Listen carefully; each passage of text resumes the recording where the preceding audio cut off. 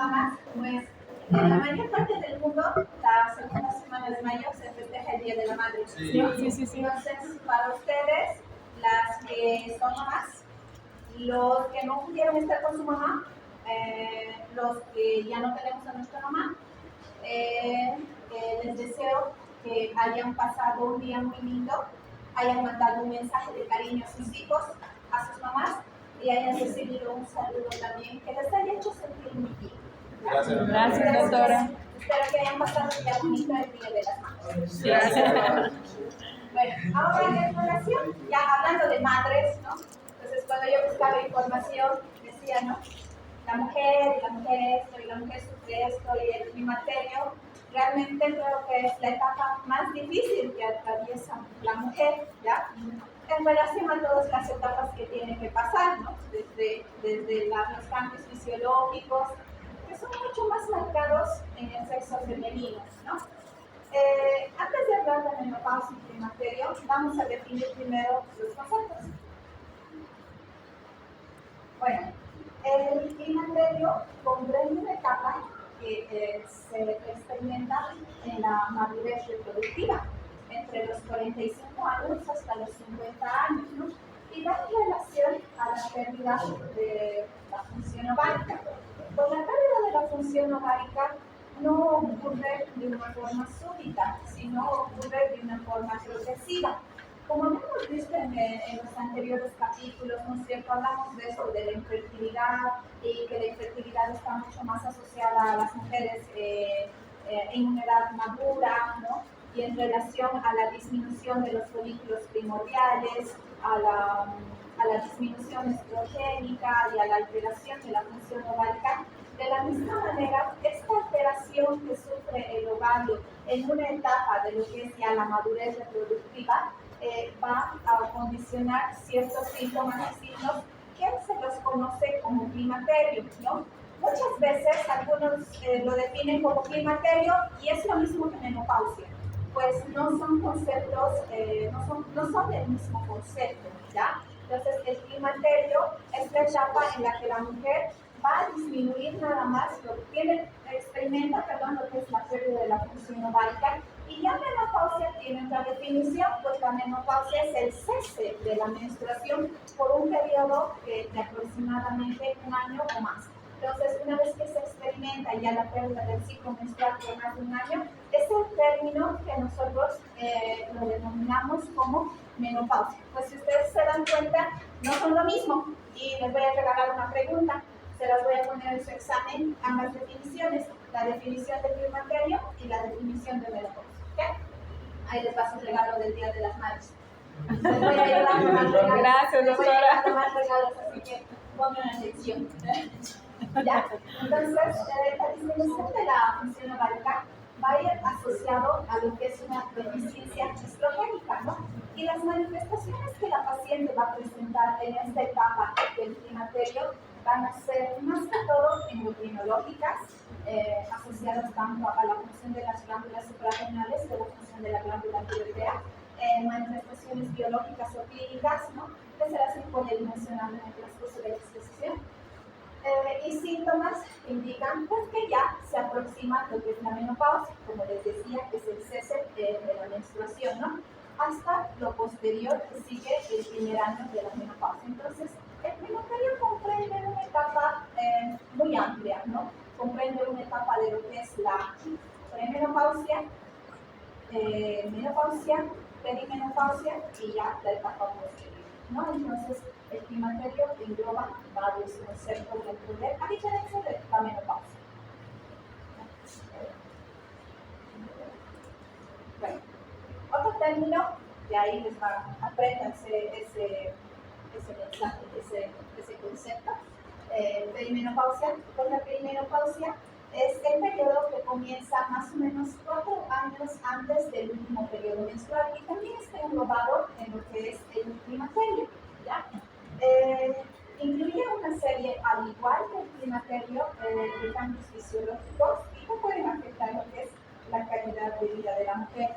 Creo que todos los síntomas y signos que la mujer atraviesa, ya sea en el climaterio, premenopausia, menopausia y todos afectan la calidad de vida, ¿ya?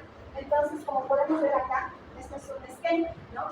Y vemos que el climaterio es una etapa amplia, ¿no? A diferencia de lo que es la perimenopausia, que se encuentra entre la premenopausia y la posmenopausia. Y al medio es lo que es la menopausia, ¿no?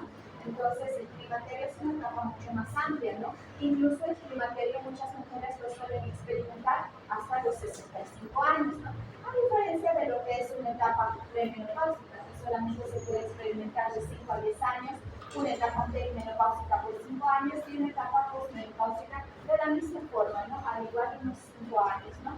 La característica de la perimenopausia en esta fase que oscila entre la premenopausia, la menopausia y la posmenopausia es que la paciente va a presentar todavía ciclos menstruales, pero en esta etapa perimenopáusica estos ciclos van a tener una característica de ser irregulares, ¿ya? Las pacientes presentan sofocos irregulares en relación a que muchas pacientes van a experimentar lo que es amenorreas, qué sé yo, 3 meses que no hay menstruación y nuevamente aparece un ciclo menstrual, ¿no? O entre los ciclos menstruales van a presentar sangrados escasos, ¿no? Entonces, a eso hacemos referencia en relación a los ciclos irregulares, ¿no? Entonces, esta clase de ciclos menstruales los van a presentar en este etapa, ¿no? En la que se encuentra el premenopausia y la posmenopausia.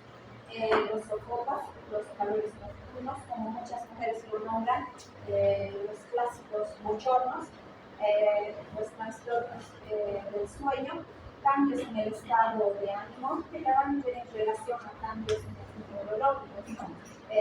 Incluso la depresión que muchas mujeres suelen experimentar, y un cambio ya en relación a la función estrogénica, pues va en relación a la modificación de la calidad de la mucosa vaginal, ¿no? En la cual las pacientes experimentan modificaciones en la mucosa vaginal, sequedad y alteraciones en el pH. Bueno, ahora vemos el concepto de menopausia.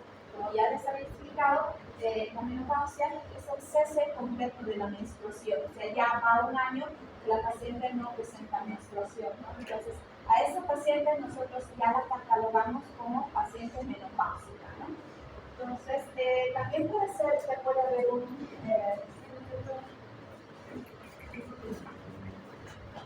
también se puede denominar un cese artificial de la función ovárica en el caso de pacientes que han experimentado una histerectomía quirúrgica, ¿no? Entonces, si la paciente ha experimentado una histerectomía más resección de los anexos, más la anexectomía, entonces la paciente va a experimentar una menopausia, pero de forma súbita, pero que se ha producido de forma artificial, ¿no? Entonces, como ya les había dicho, el cese de las menstruaciones por más de un año, seguidamente va a presentar lo que es una disminución en la secreción de estrógeno por pérdida de la función folicular. Como les decía, en este lapso de un año, no aparece de forma súbita, ¿no? Los cambios en relación a la menopausia no son súbitos, entonces son progresivos, ¿no? Entonces, por eso se les ha puesto de esta forma progresiva todos los cambios que viene experimentando la paciente, ¿no? Entonces, esta disminución de la función estrogénica va a ocurrir en una etapa más o menos entre los 45 y los 55 años, ¿no? No siempre, pero algunas veces va en relación al inicio de la menstruación, casi ha sido de una forma temprana o de una forma tardía. De la misma forma, algunas pacientes que experimentan el inicio de la menstruación a una edad muy temprana suelen experimentar también una fase menopáusica de forma temprana, y algunas que lo experimentan de una forma tardía también pueden experimentar de forma tardía lo que es la aparición de la menopausia, ¿no? Bueno, ahí ya les definí sus conceptos y les voy a regalar en su examen las definiciones. ¿Otra? ¿3? No, Todos examen de definiciones para que no vengan a dar examen de mesa.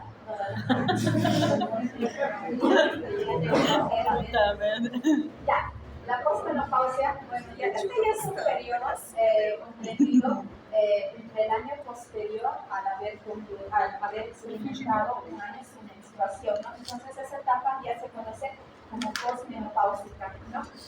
La paciente continúa presentando lo que es una resistencia del déficit estrogénico, va a haber un mayor incremento de los trastornos médicos, ya las alteraciones endocrinológicas, sofocos, cambios en el estado de ánimo, se pueden acompañar además de otros cambios fisiológicos que debe experimentar la paciente, ¿no? Y esto está relacionado también con la edad, ¿no? Entre estos podemos mencionar a lo que es asociando a los síntomas que les había mencionado antes. La paciente en una etapa posterior y en una edad adulta experimenta lo que es la osteoporosis, ¿no? Pero la osteoporosis no empieza como osteoporosis como sí, sino empieza como una osteopenia, la cual posteriormente genera cuadros de osteoporosis, ¿no? Y también las alteraciones de las enfermedades cardiovasculares, ¿no? Muchas pacientes suelen experimentar emergencia, los cuadros asociados a la hipertensión arterial, ¿no? Y esto porque muchas veces también las pacientes menopáusicas presentan lo que es un incremento en la masa muscular, el aumento de peso, ¿no?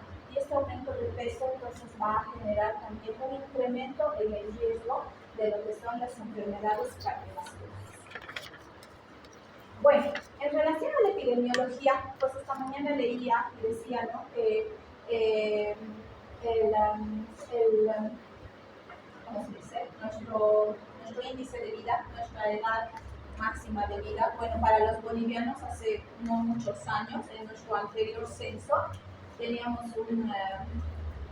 una vida hasta los 65 años más o menos, ¿no?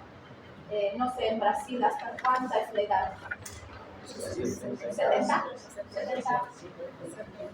75 más o menos, ¿no? Bueno, ellos nos ganan con 10 años, entonces ellos tienen mayor longevidad que nosotros, ¿no?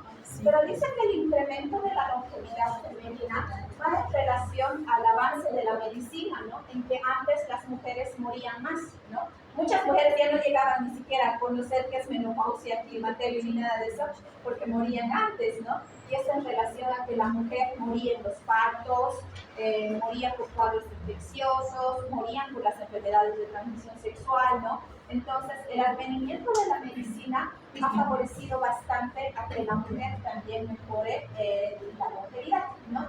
Entonces, ahora ya tenemos más mujeres, ¿no? Que ya no se mueren tanto. Entonces, en relación a eso, se mueren tanto las mujeres. Bueno, en relación a eso, dicen que aproximadamente, bueno, para los estadounidenses, un 30% de su población está experimentando una etapa de lo que es el climaterio y una etapa de la menopausia, ¿no? Bueno, es una fase posmenopáusica, perdón. Vemos que en las poblaciones hay un aumento del 33% de las poblaciones femeninas ya son posmenopáusicas. Esto es casi para toda la población en general, ¿no? En relación con la fisiopatología, pues como ya les había dicho, la menopausia es una alteración más que todo en relación a la función estrogénica, ¿no? Pero también va a conllevar a otros elementos que van a asociarse también a los síntomas que presenta la paciente, ¿no? Lo que pasa es que, como les había explicado en los anteriores temas, a medida que la mujer se hace mucho más madura, experimenta lo que es la atresia folicular o el agotamiento folicular. Como les había dicho, nosotros nacemos con un número determinado de folículos y envejecemos con un número determinado de folículos, ¿no? Este envejecimiento que se conoce como atresia folicular va a hacer que los folículos ováricos ya no respondan a lo que es a la acción de las gonadotropínas, ¿no? Entonces, el ovario lo que va a experimentar es una pérdida de su función cíclica, ¿no? Es decir, ya no tiene una función estrogénica, pero el ovario va a seguir recibiendo una función central del hipotálamo, ¿no? Va a seguir produciendo, o sea, nuestro cerebro no es el ovario, ¿no? Entonces, nuestro cerebro va a seguir mandando folículo estimulante, luteinizante, pero ya no tiene un receptor que lo vaya a metabolizar y regular el ciclo ovárico, ¿no? Porque el estrógeno ya va a sufrir una caída, ¿no?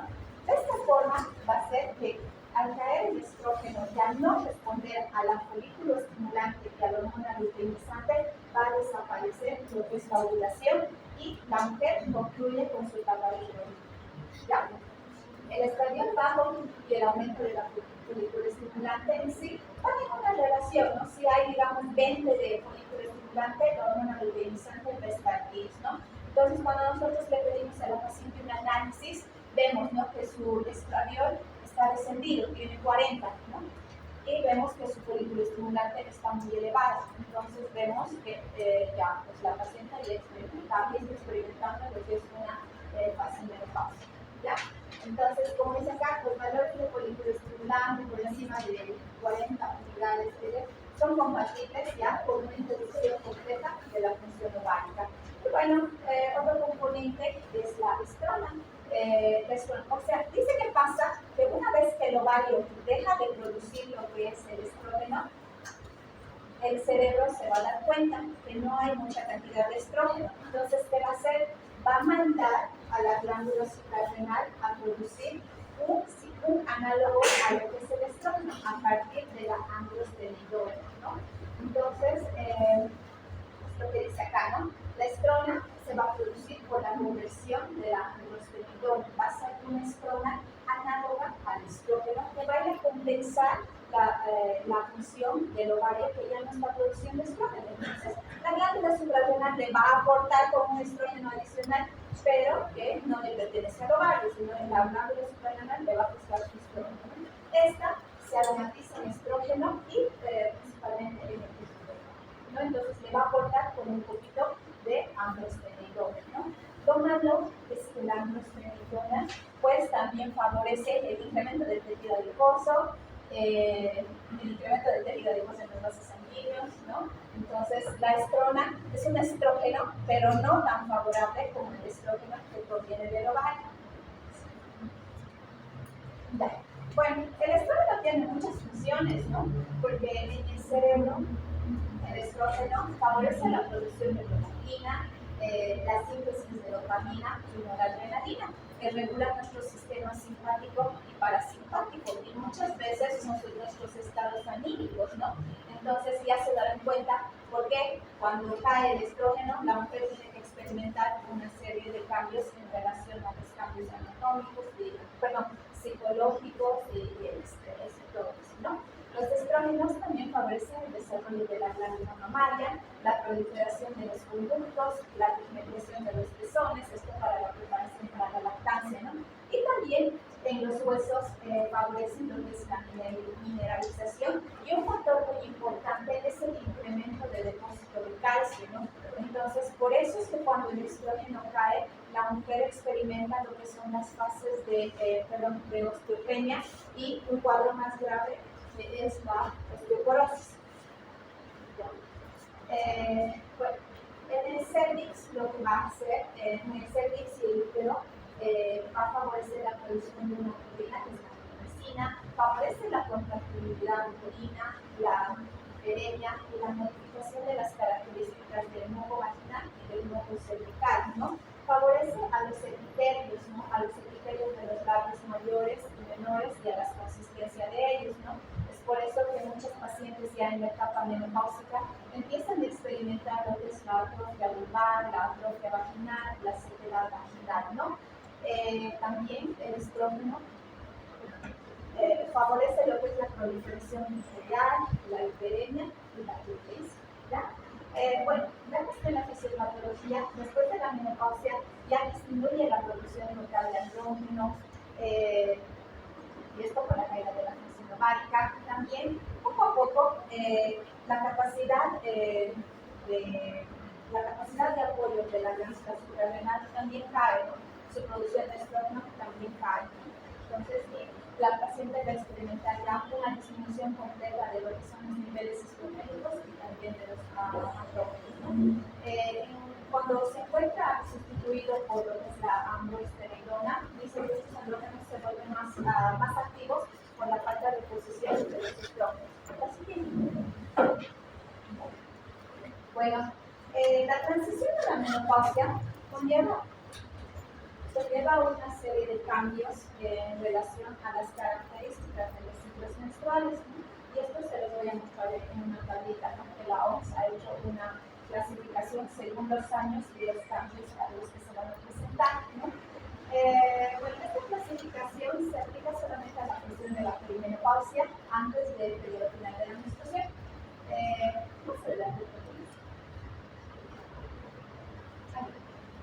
Más adelante, ya.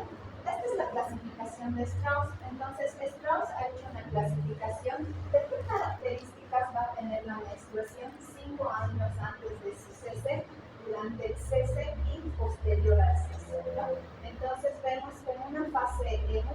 temprana, en la cual la mujer se encuentra todavía en una fase reproductiva, la duración de sus ciclos menstruales, esto ya 5 años previos a que culmine su menstruación, la duración de sus ciclos van a ser variables, pueden ser de variables a regulares o también pueden ser regulares, ¿no?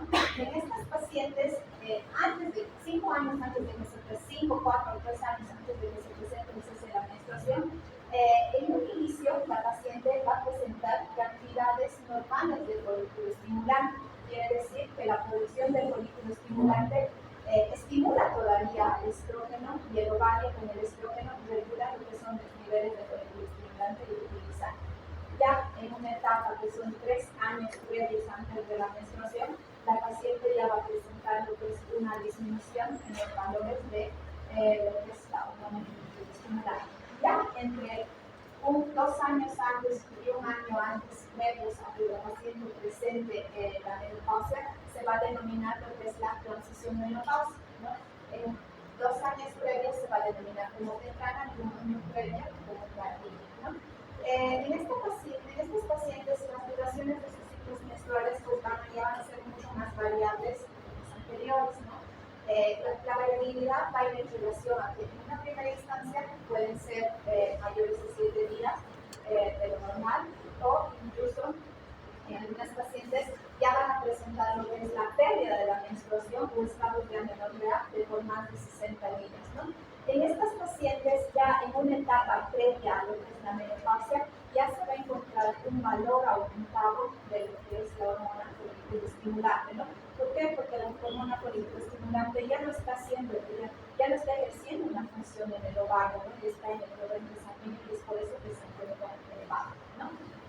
En una etapa postmenopáusica, pues ya posterior a 1 año de haber concluido la menstruación o a los 2 años, se va a considerar como la etapa postmenopáusica. En una etapa tardía, en una etapa temprana, perdón, de haber concluido lo que es la menstruación o 1 año, la paciente ya tiene que experimentar lo que es la anulación completa de la menstruación, ¿no? Y ya entre el primer año o el segundo año posterior, entre los 4 años o posterior a los años siguientes de las pacientes, pues de igual forma no debe presentarse ningún tipo de sangrado genital, ¿no? La paciente debe presentar una anulación completa. Ya si la paciente en esta etapa presentara un nuevo sangrado menstrual, hay que considerar otras causas del sangrado sin pensar en que se trate del inicio nuevamente de lo que es la menstruación, ¿no? Podemos sospechar pólipos, miomas, una hiperplasia endometrial, un cáncer del cuello uterino. Entonces ya podemos sospechar otro tipo de patologías que se estén presentando por sangrado uterino normal en esta etapa posterior ya a 4 años de haber concluido la menstruación, ¿no? Entonces, de igual manera, los valores de folículo estimulante se van a encontrar muy elevados, ¿ya? Esta es una clasificación que hace Strauss, ¿ya? Pero no se preocupen porque no voy a presentar. Bueno, en relación al cuadro clínico, las pacientes van a experimentar síntomas a corto plazo que generalmente se presentan en una etapa perimenopáusica, a mediano plazo, que son ya, los síntomas a corto plazo, que son en una etapa premenopáusica y perimenopáusica, las de mediano plazo, que se presentan en una etapa perimenopáusica, y en una etapa postmenopáusica, la paciente va a experimentar síntomas y signos de largo plazo. En los de corto plazo, vamos a definir como la paciente en la etapa premenopáusica presenta más que todo, y esto les voy a preguntar ya, por favor. Al corto plazo, la paciente va a presentar lo que son irregularidades del ciclo menstrual, ¿ya? Va a presentar lo que son más que todo formas y sudoraciones en relación a las palpitaciones. Muchas veces las pacientes presentan también cuadros de ansiedad. Entonces, el insomnio, ya la infertilidad, ¿no? En una etapa premenopáusica, cuando ya hay una disminución de la función folicular, pues las pacientes presentan lo que es la infertilidad. Como les había mencionado en anteriores diapositivas, el aumento de peso y lo que es la disminución de la libido, ¿no? Pero son esos síntomas que pueden presentarse a corto y a largo plazo, ¿no? En un mediano plazo, ya en una etapa perimenopáusica, la paciente va a empezar a presentar lo que es un adelgazamiento de la piel, ¿no? Entonces ahí cuando empiezan a salir las arrugas, disminuye la producción de colágeno. También la paciente manifiesta lo que son cuadros de deshidratación dentro de la elasticidad, ¿no? Como ya les había mencionado, hay una caída del estrógeno, pero hay una sustitución de un estrógeno que proviene de las suprarrenales y es la androstenediona, ¿no? Esto que va a generar en las pacientes también un estado androgénico, similar al del varón. Es por eso que la paciente en esta etapa de mediano plazo, que ya es una etapa menopáusica, presenta lo que es el incremento de vello, similar a un varón, ¿no? Empieza a presentar incluso crecimiento de vello hacia el pecho, hacia la región, hacia las caras internas de los muslos, la región umbilical, ¿no? Un crecimiento de vello similar al del chico, ¿no? Y esto es por las características androgénicas que presenta el menopausia, ¿no? La sequedad vaginal, como ya les había mencionado, ¿no? Manifiesta dolor de la propia vaginal, asociado al dolor durante las relaciones sexuales, y ya lo habíamos visto, ¿no? En las distopias, la caída estrogénica favorece lo que es la incontinencia urinaria dispersa, y también va asociado a los cambios del pH, las características del moco vaginal y los procesos infecciosos. En un largo plazo, ya cuando la paciente está cursando una fase posmenopáusica, van a presentar lo que es principalmente la fragilidad ósea, el aplastamiento de las vértebras, un incremento de las enfermedades vasculares y el principal es el incremento de la presión arterial, la formación de trombos, la trombosis periférica, las insuficiencias venosas, ¿no? Entonces, cambios que van asociados también a los estados perimenopáusicos y que se presentan a largo plazo en los pacientes. Bueno, los síntomas vasomotores ya van a ser síntomas en relación a síntomas neurológicos, ¿no? Y los síntomas vasomotores van a ser conocidos como los sofocos. Los sofocos son el síntoma más frecuente que suele experimentar la paciente, ¿no? Aproximadamente en un porcentaje de 65 o 85% de las pacientes perimenopáusicas, menopáusicas y postmenopáusicas suelen presentar, ¿ya? Síntomas psicológicos y mentales, como ya les había mencionado, la depresión, la ansiedad, la irritabilidad, el nervios, el mal humor, el trastorno del sueño, el cansancio, los miedos, la dificultad de la concentración, y en una etapa un poco más a largo plazo lo que es la pérdida de la memoria, ¿no? Que también son cambios que se experimentan. Bueno, mencionando otros síntomas que se incluyen dentro de los síntomas vasomotores, pues vaya lo que es la disfunción sexual, la anorgasmia, ¿no? Cambios en la piel y las pálperas, el aumento de peso y también lo que es todos estos cambios que van a generar en la paciente una disminución de la calidad de vida. Bueno, vamos a ver algunas alteraciones en relación a cada etapa que se presenta y finalmente el tratamiento. En la fase premenopáusica, nuestra paciente está experimentando todavía con ciclos menstruales y ciclos de amenorrea, lo que se conoce como alteraciones menstruales, ¿no? La paciente va a presentar lo que son ciclos de polimenorrea, ¿no? Lo que significa que la menstruación ya no va a venir en un tiempo de 21 a los 35 días, sino cada 18 días ya debe experimentar lo que son los menstruales, ¿no? Este es un término que se conoce como polimenorrea, ¿no?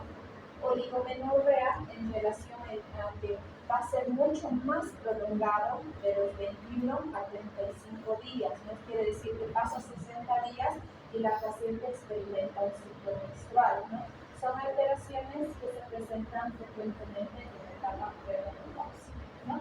Lo que es la menometrorragia, quiere decir que ya está cerca de una etapa menopáusica, se ha anulado la menstruación por más de 3 meses o 6 meses y la paciente nuevamente empieza a presentar un ciclo menstrual, ¿no? Entonces se les dice que son pacientes menometrorrágicas, ¿no? Por la hipermenorrea. presentan sangrados menstruales muy consecutivos y muy abundantes, ¿no? Que su ciclo suele durar aproximadamente más de los 7 días, ¿no?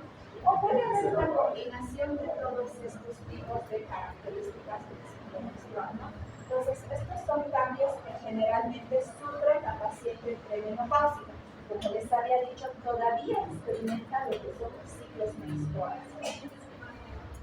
Bueno, en una etapa premenopáusica, pues el tratamiento puede ser sintomático, ¿no? Si la paciente tiene muchos síntomas, hemos notado que la irregularidad está muy marcada o los sangrados menstruales son muy abundantes, entonces en los cuadros agudos podemos utilizar lo que es un estrógeno más una prostaglandina por tiempos breves, ¿no? En muchas de las pacientes nosotros algunas veces utilizamos la Depo-Provera, que es lo que conocemos como la inyección trimestral, ¿no? Entonces es una progestina, nosotros le ayudamos en caso de hemorragias agudas asociadas a una perimenopausia. Es muy importante en una paciente, perdón, en una premenopausia, es muy importante en una paciente premenopáusica y con características de sangrados muy irregulares, buscar otro tipo de sangrados de hilo normal. Buscar que no se trate de un mioma, buscar que no se trate de un pólipo, buscar que no se trate de una endometriosis o buscar que no se trate de un cáncer del cuello uterino. Si nosotros vemos que no se trata de ninguno de ellos, entonces solamente se trata de una alteración premenopáusica y que se representa en los ciclos, en las definiciones que les había mostrado con anterioridad. Ahora, si el cuadro es muy agudo o muy súbito, como les había dicho, podemos utilizar una combinación de un estrógeno más una progestina, pero por tiempos breves. Como les había dicho, podemos utilizar una Depo-Provera por 3 meses, ¿no? Hasta que la paciente experimente un cese completo de su menstruación. En las alteraciones crónicas podemos utilizar ya por tiempo más prolongado un progestágeno o un estrógeno más un progestágeno o combinados de forma secuencial. Nosotros utilizamos generalmente los dispositivos de levonorgestrel, que es una combinación, o podemos utilizar, los dispositivos intrauterinos, que también son un combinado de estrógeno y progestágeno, ¿no? Y actúan directamente solamente de forma local en el cuerpo. Entonces, esos tratamientos en pacientes premenopáusicas y sangrados anormales, ¿no? Entonces, como ya les había dicho, pues hay que buscar cuál es la causa, ¿no? Hay que buscar si no se trata de un trastorno funcional o está asociado a algún trastorno de algún método anticonceptivo, ¿no? Y siempre buscar cuál puede ser otra causa del sangrado, ¿no? Incluso muchas pacientes vienen y dicen, tengo mi menopausia, ya se me ha cortado la menstruación, y sorpresa, es embarazo, ¿no es? Y a veces ya vienen con su embarazo de 6 meses, así, tú ya menopausia 6 meses, amenorrea 6 meses, ¿no? Pero hay que pedir, si es una paciente que se encuentra en esas edades, que es todavía entre una premenopausia y una menopausia, hay que pedir lo que es los valores de HCG y descartar un embarazo. A veces vienen con amenaza de aborto, ¿no? Y nosotros pensando debe ser ya su premenopausia, pero es embarazo, ¿no? Como les había dicho, los miomas, frecuentemente los submucosos, ¿no? Que son los que más sangran, los pólipos, tanto endometriales como el uterino, la cirugía endometrial. Es como lo que realmente cirugía, casi términos, no sé cómo, pero se me ha ido, perdón.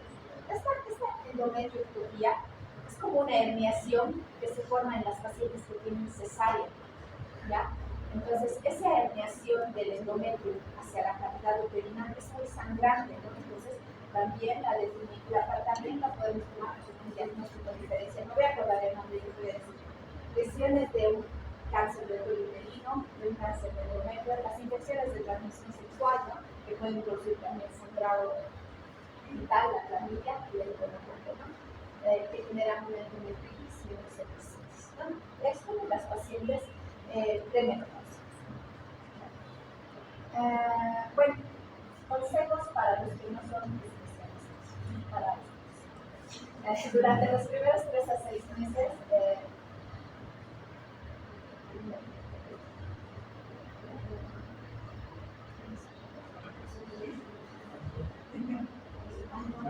veces se me olvide la verdad, va a disculparme. La derivación en mujeres mayores a los 45 años ya hay que derivarlas, ¿no? Y en pacientes menores de 45 años con signos de existencia.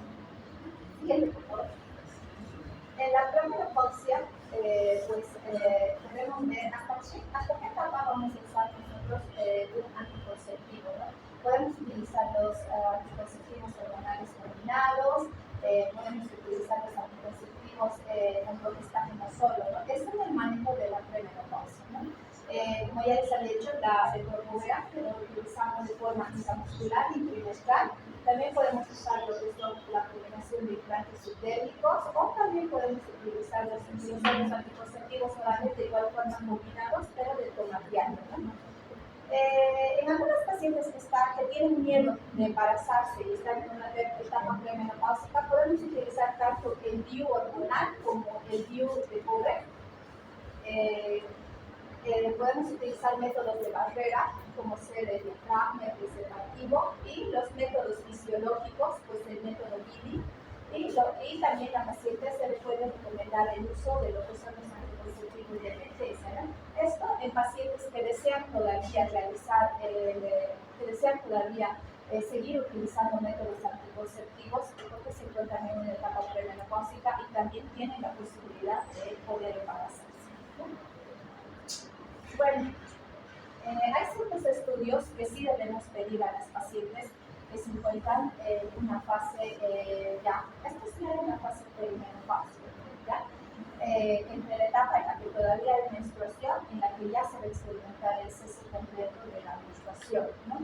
Entonces, no debemos descuidar nunca en las pacientes ya posterior a los 45 años pedirle una muestra del Papá Nicolau, la citología cervical. El examen de los lípidos, como les decía, en la menopausia hay un incremento de la masa corporal, un aumento del peso. Esto va a ir en relación al aumento del colesterol, los triglicéridos, ¿no? El control de la glicemia, porque también hay el incremento del riesgo de desarrollar una diabetes, o el control de las mamas, con el examen de lo que es la mastografía, que para nosotros es la mamografía, ¿no? O la ecografía, ¿no? Y también un ultrasonido pélvico, no estoy buscando otra patología que puede estar asociada a un sangrado uterino normal, ¿no? Un examen general de orina, la función tiroidea también, porque a medida que cae la función estrogénica, la paciente menopáusica también experimenta lo que es una caída de la hormona estimulante de la tiroides, ¿ya? Entonces, muchas pacientes experimentan lo que es hipotiroidismo asociado a la menopausia. Entonces, por eso la importancia de pedirle lo que es tanto sus funciones hormonales de estrógenos, estradiol, la folículo estimulante, la luteinizante, la progesterona y lo que es su función tiroidea, ¿no? Y en algunos casos podemos pedir también los valores de prolactina, ¿no? Y otro estudio muy importante que toda mujer mayor a los 60 años ya debería realizar, la densitometría ósea. Bueno, aquí se ha puesto muy de moda. Se ha puesto muy de moda el examen de la densitometría ósea. No sé si lo ven en publicidades que dicen densitometría ósea, 2 pesos, dice un peso, así como control ese peso. Así. Entonces, se ha puesto muy de moda, ¿no? Pero hay que tener en cuenta que cuando nosotros queremos pedir una densitometría ósea, el único estudio que va a tener valor real para nosotros es el estudio de la densitometría ósea de la columna, de la cadera y de la muñeca y del hombro. Son los estudios válidos para nosotros en nuestras pacientes menopáusicas. Cuando ustedes vean densitometría ósea del talón, 30 bolivianos, no lo sé, no es un estudio confiable, no es un valor real. ¿Por qué? Porque cuando la densitometría ósea se hace una valoración de la columna, de la cadera, de los hombros y de la muñeca, te sale un promedio de todos ellos y te determina el riesgo de fractura en 1 a 5 años. Entonces, eso es a lo que nosotros le debemos dar utilidad. Y no esas densitometrías de 2 bolivianos, no. La densitometría ósea del talón no es válida, pero sí de la columna, la cadera, el hombro y la muñeca. En la posmenopausia, la paciente va a presentar más que todo lo que son los síntomas de los sofocos.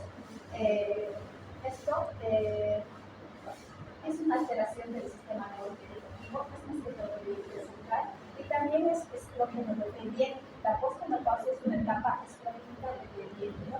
Las pacientes que experimentan en esta etapa posmenopáusica, porque es una mayor inestabilidad vasomotora, experimentan lo que es una disfunción hipotalámico-hipofisial, y esto se manifiesta generalmente también por los valores elevados de hormona luteinizante, ¿no?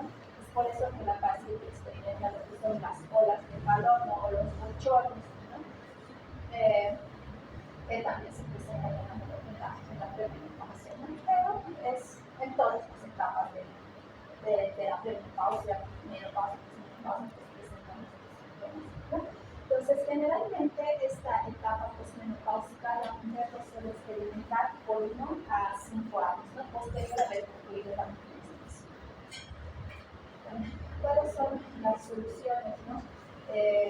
No es una molestia. Es una molestia, no se la considera un síntoma, ¿no? O sea, es una molestia que la paciente va a manifestar. Las recomendaciones cuando la paciente se encuentra experimentando esta etapa generalmente más van hacia cambios en el estilo de vida, ¿no?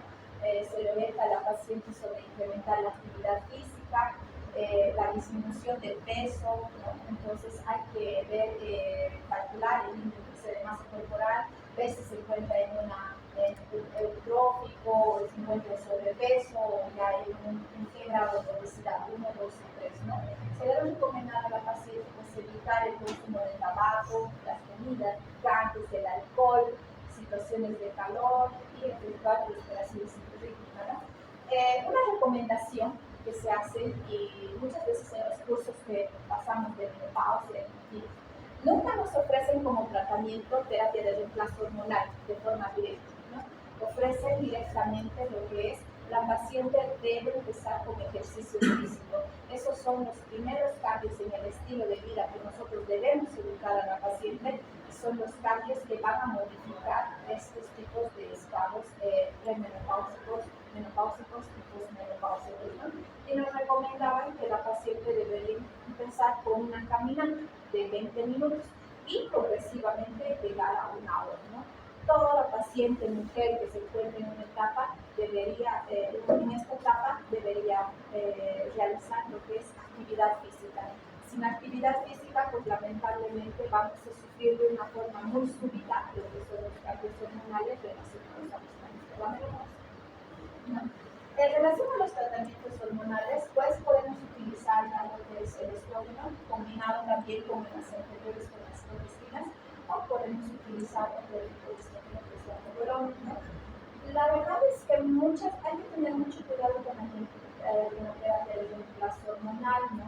La tibolona, si bien no es un componente que desarrolla cáncer de mama, pero sí tiene un porcentaje muy bajo asociado al desarrollo del cáncer de mama, ¿no? Es por eso que las terapias de reemplazo hormonal, terapias coordinadas, deberían utilizarse en dosis mínimas y el menor tiempo posible, ¿no? Una vez que tú ya controlas los síntomas y la paciente ya logra la estabilidad, ayudarle con cambios en el estilo de vida, cosa de utilizar una terapia de reemplazo hormonal el menor tiempo posible, ¿no? Es por eso que aquí dice, ¿no? Valorar el riesgo de beneficio de la terapia hormonal. En la posmenopausia, pues, algunas soluciones pueden ser también el uso de antidepresivos. ¿Por qué?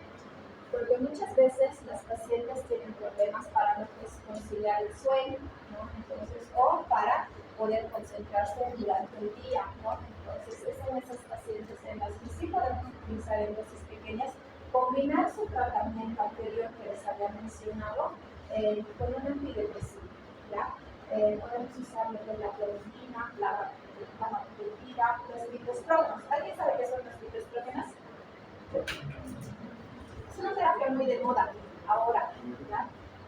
Los fitoestrógenos generalmente se encuentran en algunos elementos. Hay un trébol rojo, ¿ya? Que se llama un trifolio. Es un trébol rojo que tiene concentraciones elevadas de fitoestrógenos. Son estrógenos naturales, no son estrógenos sintéticos. Entonces, nosotros podemos ofrecerle a la paciente una alternativa natural en relación a los fitoestrógenos. Otro fitoestrógeno es el de la soya, ¿ya? Entonces, las isoflavonas de soya, no sé si alguna vez lo han escuchado. Las isoflavonas de soya son otro fitoestrógeno, ¿ok? Son un estrógeno análogos a los estrógenos, pero son naturales.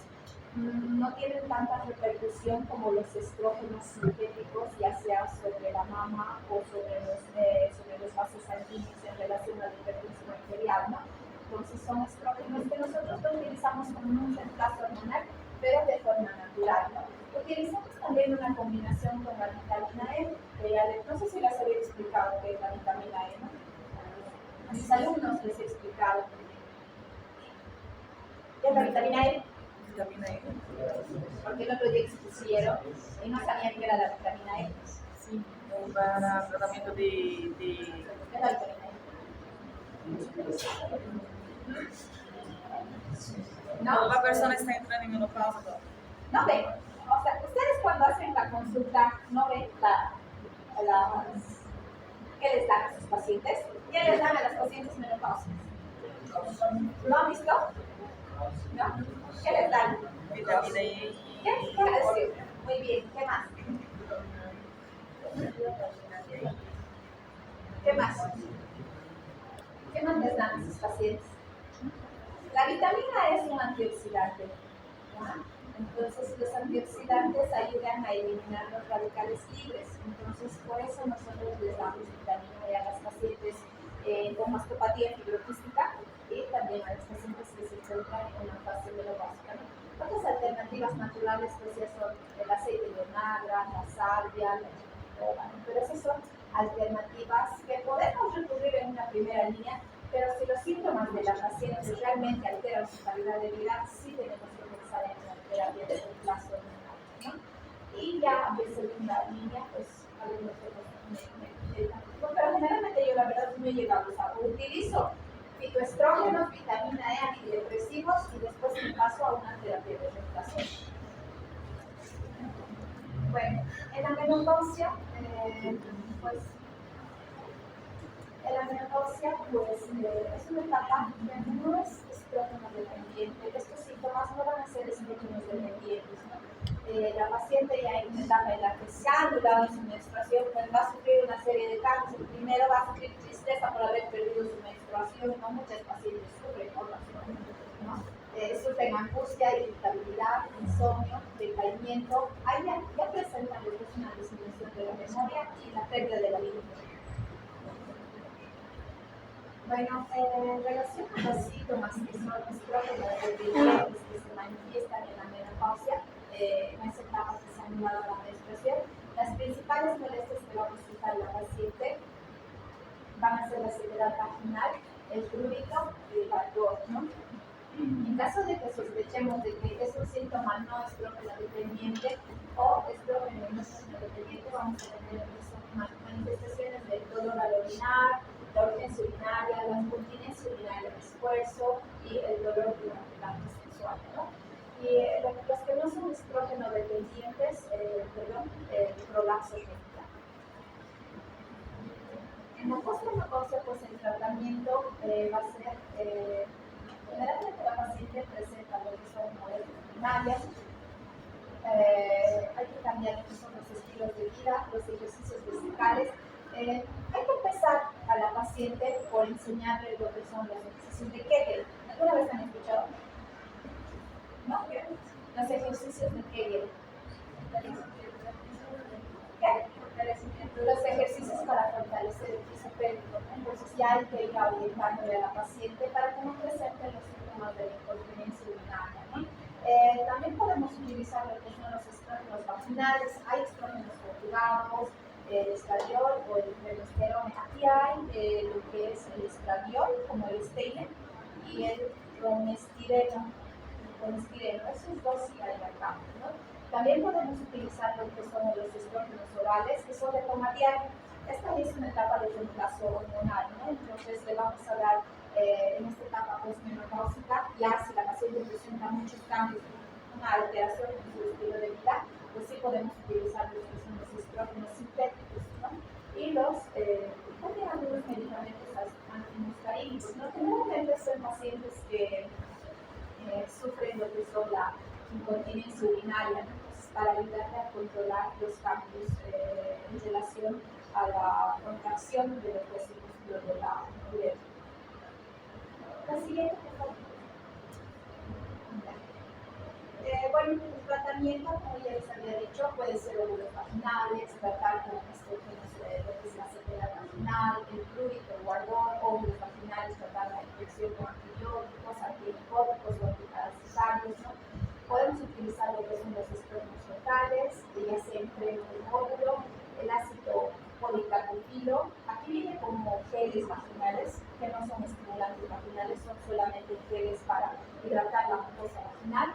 Y también como cremas vaginales y cremas solubles. ¿No? Esto más que todo para ayudarle a la paciente un problema muy grave que suele experimentar, que es la atrofia vaginal y como consecuencia pues la disparesia. ¿No? Bueno, en relación a las manifestaciones cardiovasculares, pues sí, estas van a ser, son estrógenos dependientes y van a depender también de la edad de la paciente, ¿no? Mientras más adulta sea la paciente, mayor el riesgo de que presente una hipertensión arterial o se genere trombosis, ¿no? La paciente sufre lo que son los cuadros de dislipidemia y también un incremento de la presión arterial, ¿no? Es importante también cuando nosotros vemos una paciente postmenopáusica, al igual que la perimenopáusica, pedirle lo que son los estudios de tanto la función hormonal como también de los triglicéridos, el colesterol, como les había explicado. ¿No? Pero también hay que considerar que en la paciente ya postmenopáusica hay que considerar muchos factores. Uno, la fase en la que se encuentra. Dos, el sobrepeso. Y tres, también sus antecedentes, ¿no? Los antecedentes familiares, los antecedentes genéticos de desarrollar una diabetes o una hipertensión arterial y patologías asociadas, como ser también el desarrollo de otro hipotiroidismo, ¿no? Con la terapia hormonal le podemos dar tratamiento con estrógenos combinados con progestinas, pero la verdad es que la terapia hormonal no va a disminuir de forma significativa el riesgo de enfermedades coronarias, ¿no? Más que todo, la terapia de reemplazo hormonal va a ir a corregir sus síntomas vasomotores, ¿no?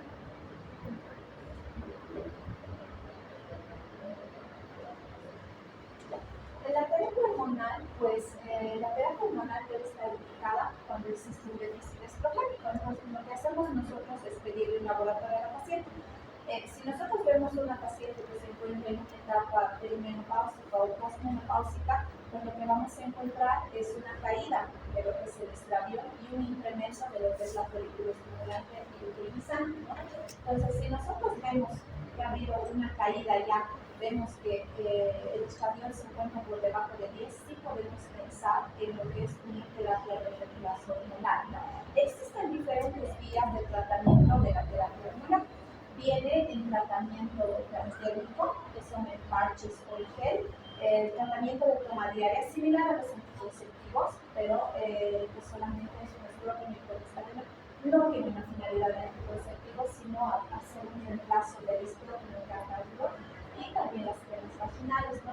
Muchas veces las composiciones de estos tienen estrógenos, ya sean solos o estrógenos combinados, pero sí les había explicado en las anteriores clases que utilizar un estrógeno solo a veces suele ser muy contraproducente, generalmente sobre la mama y pacientes que ya tengan alguna predisposición de alguna mastopatía fibroquística, de fibroadenomas de la mama, ¿no?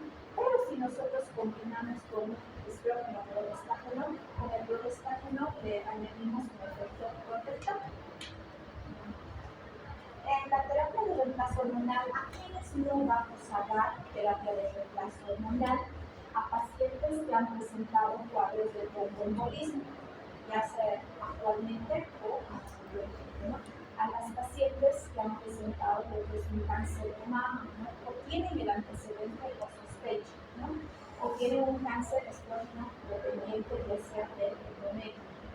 A las pacientes que presentan sangrados vaginales anormales, a las pacientes que tienen enfermedad hepática, tampoco podemos utilizar una terapia de reemplazo hormonal. ¿Por qué? Porque las hormonas lamentablemente tienen una vía de paso con la vía hepática.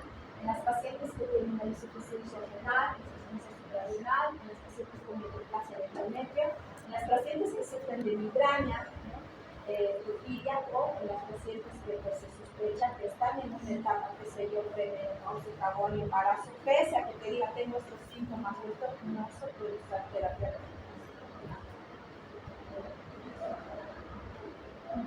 Entonces, ¿qué pasa con la terapia de reemplazo hormonal? ¿Por qué es tan controvertida la terapia de reemplazo hormonal? Porque sí se ha visto que algunos de ellos contribuyen a el incremento cáncer de mama, y más que todo en aquellos pacientes que tienen el antecedente familiar, ¿no? También aumenta lo que son el riesgo de accidentes cerebrovasculares, ¿no? De todas las terapias que les había mencionado, por la vía de paso, las que más se recomiendan son las que son las de vía transdérmica o en geles, ¿no? Vienen ya concentraciones de combinados estrógenos con progestágenos en parches o en geles, ¿no? Entonces nosotros les enseñamos a las pacientes cómo usar. Generalmente les enseñamos a que deben manipular con guantes. ¿Por qué? Porque se absorbe por los dedos. Entonces, si el estrógeno se absorbe por los dedos, pasa a una vía sistémica, ¿no? Entonces, muchas veces lo hacemos por concentraciones bajas. Entonces, utilizan concentraciones bajas de gel y se ponen bajo el brazo, ¿no? Y son los que menos tienen una menor vía de paso sistémica total, ¿no? Entonces, y menor repercusión en lo que es el incremento del cáncer de mama, esos dos, ¿no? Ya los de tratamiento oral, entonces ya son los que tienen mayor repercusión sobre el cáncer de mama, ¿no? Entonces, los dos más seguros que se han demostrado pues, son el parche y los geles transdérmicos, ¿no? Bueno, como les decía, pues tiene un patrón de riesgos y beneficios complejos, ¿no? Entonces, como decía, ya los hallazgos superiores de intervención y el envío de instrumento creado han hecho un ensayo, ¿no? Entonces han valorado cuál es la efectividad de realizar un tratamiento de reemplazo hormonal, ¿no? Y solamente lo recomiendan en cuadros en los que la paciente manifieste síntomas muy marcados. Bueno, antes a todas se les daba terapia de reemplazo hormonal. La paciente venía y no importa si su mamá o su hermana ha tenido cáncer, terapia de reemplazo hormonal, ¿no? Pero ahora la situación ha cambiado, ¿no? Entonces ya no lo utilizamos en todas. Como les dije, la menor dosis posible, el menor tiempo posible, no más de 4 años, hacer un tratamiento con terapia de reemplazo hormonal. Bueno, las complicaciones a largo plazo, como les había mencionado, son una de ellas la osteopenia y la complicación más grave pues la osteoporosis, ¿no? Nos preguntamos si los estrógenos dependientes o están relacionados al paso del tiempo. Pues en sí no es estrógeno dependiente, ¿no? Aunque sí, el estrógeno sí participa en la captación de calcio, ¿no? Entonces, vemos que la osteoporosis es un trastorno esquelético caracterizado por la disminución de la solidez ósea. Y lo que pasa es que con la osteoporosis la paciente va a incrementar lo que es sus riesgos de fracturas, ¿no? Más que todo de las vértebras, de la cadera y de la muñeca, ¿no? Lo que pasa es que cuando la paciente experimenta lo que es la caída del estrógeno, también experimenta una caída en la absorción de lo que es el calcio, ¿no? Y este es un cuadro asintomático, o sea, todas las mujeres lamentablemente experimentamos estos cuadros, ¿no? Cursa de forma asintomática, no nos vamos a dar cuenta que estamos con osteoporosis, no es algo que se ve, ¿no? Y se presenta principalmente a los 5 años de la posmenopausia, que se caracteriza por una pérdida de la masa ósea, ¿no? Y sí, perdemos lo que es la masa ósea y presentamos más lo que son estructuras trabeculares, ¿no? Es eso lo que se entiende como osteoporosis, ¿no? Los 5 años, generalmente esta caída del estrógeno hace que haya una caída súbita también de lo que es la absorción en el calcio, ¿no? Pero después estos valores ya se van a ir estabilizando progresivamente. Bueno, como decía, no tiene síntomas, es una enfermedad silenciosa y lamentablemente todas las mujeres lo sufren.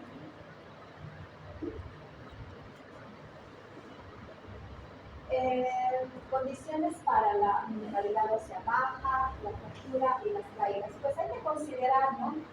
Sí, casi todas las mujeres vamos a presentar una pérdida de la mineralidad ósea, pero también hay que considerar los antecedentes, ¿no?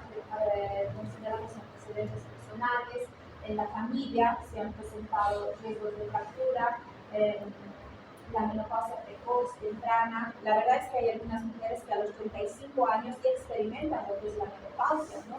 Entonces en ellas va a ser de forma más temprana donde van a experimentar la pérdida de la mineralidad ósea, ¿no?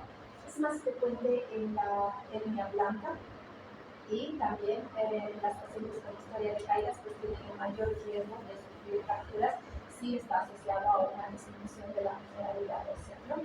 También hay que considerar que también las pacientes que van a presentar un mayor riesgo de presentar una disminución de la mineralidad ósea y osteoporosis son los pacientes que siempre han presentado un bajo peso, mala nutrición, ¿no? Los pacientes ya tienen una edad mayor a los 80 años, unas pacientes que ya presentan deterioros funcionales, sensoriales o algunos cambios ambientales, los pacientes que tienen un alto consumo de tabaco, alcohol, café o han realizado algún tipo de tratamiento, se haya condicionado una pérdida de la mineralidad ósea, ¿no? Bueno, como les decía, las pruebas de detección en estándar, el que nosotros utilizamos, pues no utilizamos una radiografía, no utilizamos una ecografía, no utilizamos una tomografía, utilizamos el densitómetro, ¿no? Entonces, y como ya les había dicho, es una densitometría por absorbimetría, pero energía doble, ¿no? Es como que ve la solidez del hueso, ¿no? Y de esa forma determina cuánta es su densidad, ¿no? Como ya les había dicho, los más factibles para una mujer es realizarse la columna, la cadera y el hombro.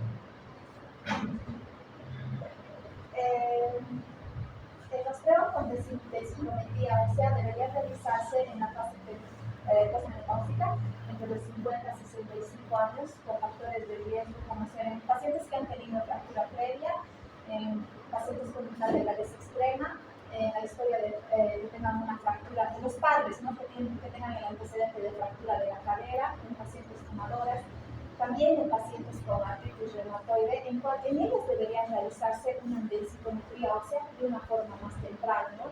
También en los pacientes que tienen un consumo excesivo de alcohol.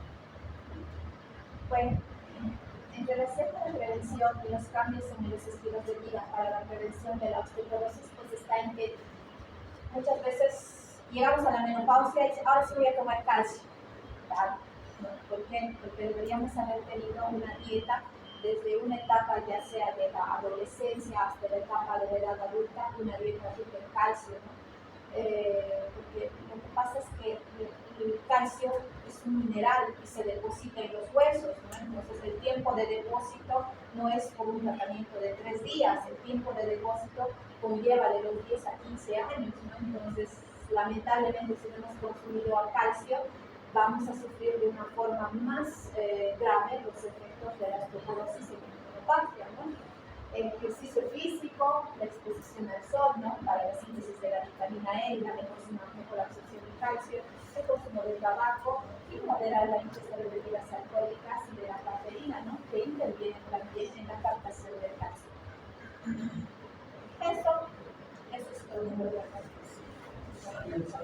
ya esas son sus preguntas para que me acuerde. Concepto. ¿Cuál es el principio? Ya. Es un regalo del día de la madre.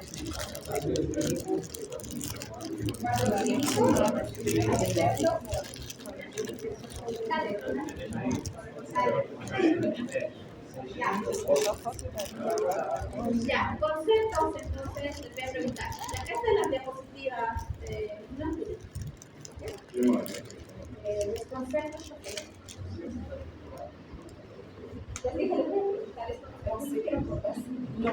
esto. Bueno, dale, dale.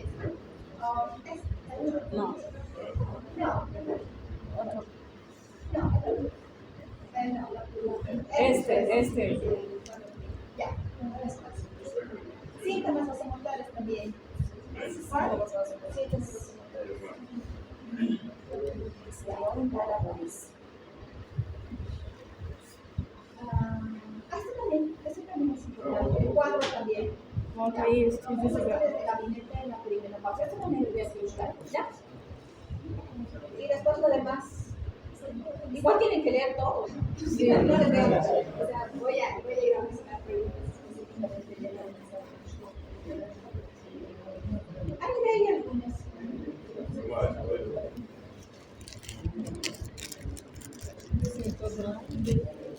Las terapias de reemplazo hormonal. Esta también la tabla amarilla. Las terapias de reemplazo hormonal y la amarilla. En quienes no hacemos terapia de reemplazo hormonal igual.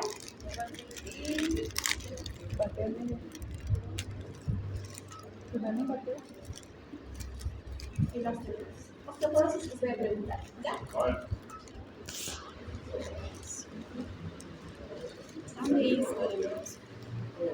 ¿Cuántos temas serán?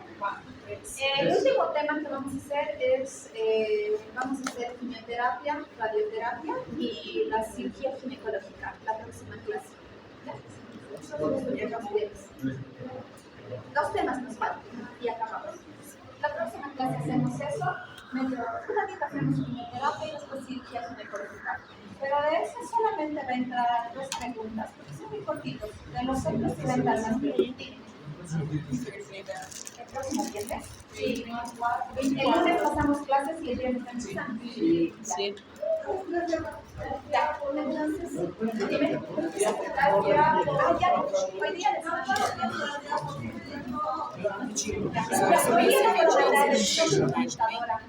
You dei só vídeo de cara.